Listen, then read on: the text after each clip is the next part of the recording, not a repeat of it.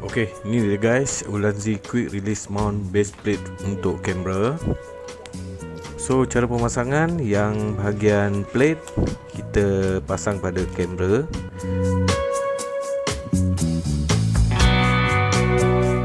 Just pusing dan menggunakan duit shilling untuk mengetatkan dia.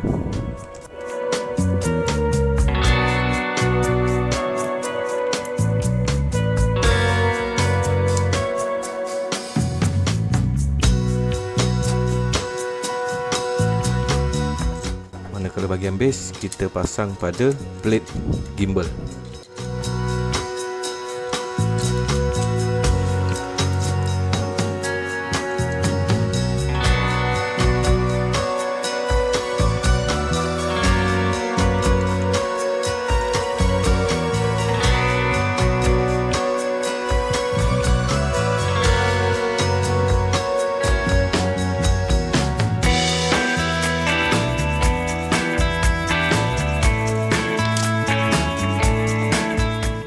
Gimbal yang saya gunakan ialah Zhiyun Weebill S, yang mana selama ni kalau saya menggunakan kamera, apabila bateri habis ataupun memory card dah penuh, ia menyukarkan saya untuk menukar bateri dan memory card.